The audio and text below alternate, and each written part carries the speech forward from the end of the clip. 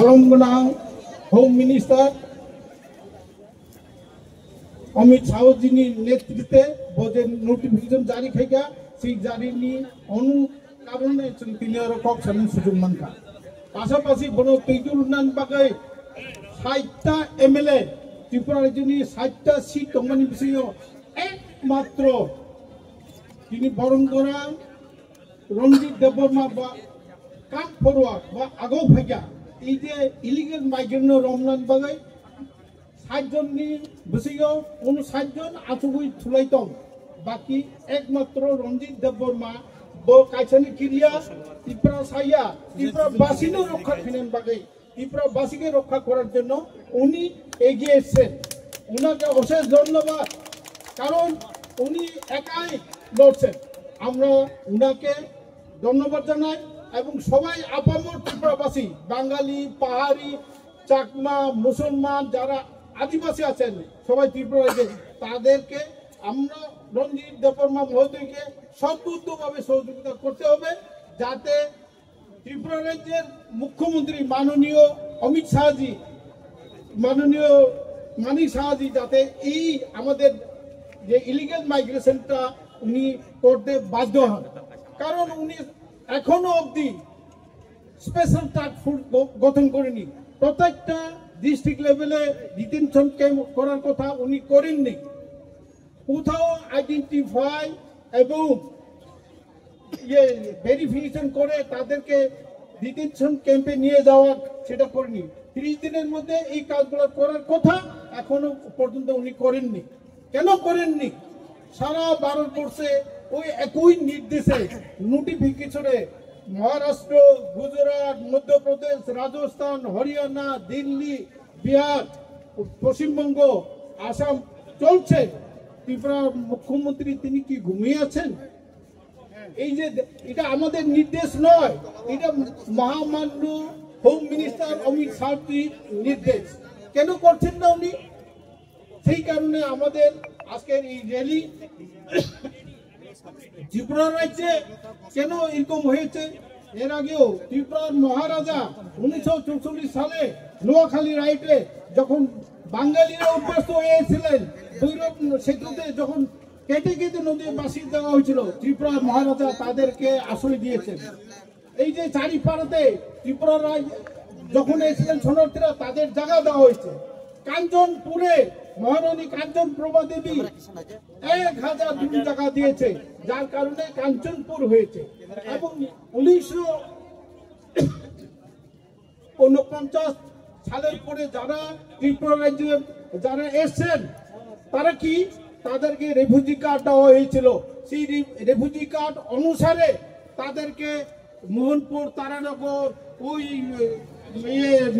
আপনার মাসিতে 56 card 28 card 50 card গন্ডা সরাতে সারা ত্রিপুরাতে তাদের ওই রেফিউজি কার্ড অনুসারে তাদেরকে পুনর্বাসন দেওয়া হয়েছিল তারাই শুধু ভারতীয় নাগরিক তাদেরকে ভারতীয় নাগরিক বলা যায় এবং তারা ভারতীয় নাগরিক তারা 1200 টাকা রিফিউজি কার্ড দিয়েছে তারাই ভারতীয় নাগরিক এরপরে যারা এসেছেন 1951 সালে যে ত্রিপুরার লোক সংখ্যা ছিল 6,35,000 সেই লোক সংখ্যা বাড়িয়ে 11,59,000 হয়েছে কারণ কত লোক বেড়েছে 78.71% সারা পৃথিবীতে সবচেয়ে গ্রোথ রেট 78-70 আইলেস হসপিটালে তারা ট্রিটমেন্ট করে চলে যায় এই আগরতলাতে জিবি হসপিটালে তারা ট্রিটমেন্ট করে যায় তারা আধার কার্ড আছে আয়ুষ্মান কার্ড আছে কিভাবে হয় ত্রিপুরা সরকার কিভাবে এটা দেখছে না সব কাগজপত্র ইলেকশন হইলে রতননগর হয়ে রৈসাবাড়ি হয়ে তারা ভোট দিতে আসে তাদের কাছে ভোটার কার্ড আছে রেশন কার্ড আছে অথচ এখনো ঘন্টা ধরে চলে যান এসডিএম অফিসে সব বুদ্ধিস্ট লোকগুলা লাইন ধরে ওই আধার কার্ড বানাচ্ছে সিটিজেনশিপ পিআরসিটি নিচ্ছে এটা চলছে রেশন কার্ড জোগাড় করছে তারা কারা এখানে ত্রিপুরা এসে বসবাস করবে আমাদের জমি জমা চাকরি নষ্ট করে নিয়ে যাচ্ছে তারা এমএলএ হচ্ছে তারা বড় বড় কথা এবং তাদের আমি স্পষ্ট করে বলতে চাই আমি মাননীয় হোম মিনিস্টার অমিত শাহজির কাছে কাউন্সিল অফ ত্রিপুরার তরফ থেকে আমরা চিঠি দিয়েছি যে নারকেলকুঞ্জে উগ্রপন্থীর ইউপিডিএফ এর ক্যাম্প আছে। আমাদের বলার পর সেটা এখন সিভিল ড্রেসে আছে, এখনো আছে। এবং আপনারা যারা সাংবাদিক বাইরে আছেন, আপনারা নারকেলকুঞ্জ যান এবং যে কোনো বাগানে আপনারা দেখেন তার কাগজপত্র কোথায় আছে, কে মালিক, দেখা যাবে বাংলাদেশ নতুবা দিল্লি নতুবা বেঙ্গালুরু এই লোকগুলো আছে, তাদের পয়সায় আম বাগান হচ্ছে। আমরা ত্রিপুরা রাজ্যের কোনো বুদ্ধিস্ট চাকমা বাইরা ত্রিপুরার লোকেল তারাই থাকতে পারছে না, তারাই জায়গা হারাচ্ছে। আর ত্রিপুরা রাজ্যে যারা বাঙালি যারা রয়ে গেছে, আমি তো বললাম যে ব্যানার্জি এন্ড গঙ্গের যে অবস্থা, তারাও থাকতে পারছে না। বাংলাদেশে এসে এই যে মোহনপুর এই যে বামুদিয়া অঞ্চলে আমি ব্রাঞ্চ ম্যানেজার ছিলাম, আমার কাছে কৃষকরা এসে বলতো যে পাশের জমিটা বাংলাদেশিরা ক্রয় করছে, পাশের জমিটা আমরা আগে 10 পুরো দিতাম, তারা 20 পুরো দিয়ে এই জমিটা নিয়ে যাচ্ছে। এই হলো অবস্থা। আপনার কামালঘাট যান, বামুদিয়া যান, মোহনপুর যান, সব জায়গাতে সীমান্ত যান, দেখবেন প্রচুর।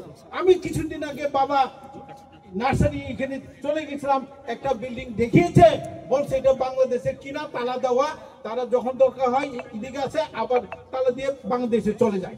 কি অবস্থা!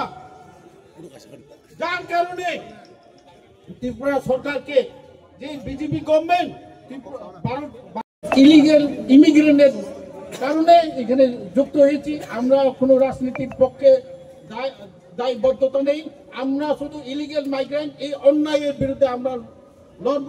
এবং মাননীয় বিধায়ক উনি 60 জনের মধ্যে একজন মাত্র উনি এগিয়েছেন, ওনাকে আমার অশেষ অশেষ ধন্যবাদ। এবং আমরা চাই যে বাংলাদেশে যদি সুস্থ পরিবেশ থাকতো তাহলে এখানে এই যে ইলিগেল মাইগ্রেন্টের দরকার পড়তো না। কারণ বাংলাদেশে কেউ ভারত সরকার দেখতে হবে, ভারত সরকার ঠিক মতো সদুত্তরটা ঠিক মতো তাদেরকে নিরাপত্তা দিতে পারেনি, যার কারণে ত্রিপুরায় এই অবস্থা, এই আসামে এই অবস্থা। আমরা বলতে চাই যে বাঙালিদের কাছে আমার অনুরোধ, আপনারা নিজেদের মধ্যে পাহাড়ি বাঙালি বিভেদ সৃষ্টি না করে আমাদের যে অবৈধ অনুপ্রবেশকারী তাদের বিরুদ্ধে লড়ুন। এটা আপনার চাকরিও নিয়ে যাচ্ছে, আপনার এমএলএ পোস্ট নিয়ে যাচ্ছে, আপনার মন্ত্রিত্ব কেড়ে নিচ্ছে, আপনার চাকরির কোটা কেড়ে নিচ্ছে। ত্রিপুরা রাজ্যে বুদ্ধিস্টরা কবর থেকে এসে আপনার চাকমা আদম দেখেছেন, এখানে নন্দনগরে দেখেছেন। আপনি যখন কলেজে পড়ি তখন একটা বুদ্ধিস্ট আমরা দেখতাম না, এখন পুরা আগত সব এই দেবরাম ঠাকুর পাড়াতে দেখেন বিল্ডিং বাড়ি উঠে যাচ্ছে, কার বাড়ি বুদ্ধিস্ট, কার বাড়ি বুদ্ধিস্ট, সব চলে যাচ্ছে। এটা কেন দেখছেন না ত্রিপুরা সরকার? তারা কোথায় থেকে এসে এই 5 বছর 10 বছরে জায়গা দেখলে এটা কার জায়গা? বুদ্ধিস্টরা। এটা কার জায়গা? বুদ্ধিস্টরা। তারা কোথায় থেকে টাকা কোটি কোটি টাকা নিয়ে এখানে জায়গা কিনছে এবং তারা ব্যবসা করে মাফিয়াগিরি করছে। এখানে ত্রিপুরা সরকার কি ঘুমিয়ে আছে? কেন দেখছে না? এখানে সব জায়গাতে দেখেন সব বুদ্ধিস্টরা ভরে গেছে, একদিকে মুসলমান ভরে গেছে, এইদিকে হিন্দু বাঙালিরও ওখান থেকে চলে আসে। এটা আমাদের সমস্যা নয়, এটা ভারত সরকারের সমস্যা। ভারত সরকার এই সমস্যাটা দেখতে হবে, কেন দেখেন না উনি? এবং এই কারণে মাননীয় হোম মিনিস্টার যে নোটিফিকেশন করেছে, এই সব কারণে উনি করেছেন যে এটারে প্রধানমন্ত্রী ইন্দিরা গান্ধীও ত্রিপুরার সৈলকে রক্ষা করার জন্য শিখ শীতল যুব সমিতির নেতৃত্বে, শ্যামাচরণ ত্রিপুরার নেতৃত্বে, নগেন্দ্র জমাদার নেতৃত্বে, রাও কুমার ইয়াং এর নেতৃত্বে ত্রিপুরা রাজ্যে শিখ শীতল এসেছিল। আজকে অমিত শাহজিও যে নোটিশ জারি করেছে, সেই নোটিশে জারির মাধ্যমে সর্বোচ্চভাবে আমরা অমিত শাহজিকে সহযোগিতা করতে হবে, যাতে করে ইলিগেল মাইগ্রেন্ট যারা আছে তাদেরকে ত্রিপুরা থেকে, ভারতবর্ষ থেকে বিতাড়িত করতে হবে। এই কথাটুকু বলে সবাইকে আমার প্রণাম জানিয়ে, যারা দূর দূরান্ত থেকে এসেছেন, কষ্ট করে এসেছেন, তাদেরকে অশেষ ধন্যবাদ। এবং ত্রিপুরা রাজ্যের আপামর ত্রিপুরাবাসী, বাঙালি, পাহাড়ি, মুসলমান, চাকমা, সবাইকে আমার আন্তরিক অভিনন্দন এবং সহযোগিতা কামনা করে আমাদের ইলিগেল মাইগ্রেন্টকে আরো সবল, শক্ত ঐক্যবদ্ধ করে আন্দোলন করে আমাদের দাবিটুকু আমরা আদায় যাতে করতে পারি সেই আশা আকাঙ্ক্ষা রেখে আমার কথা বলা এখানে শেষ করছি। জয় হিন্দ।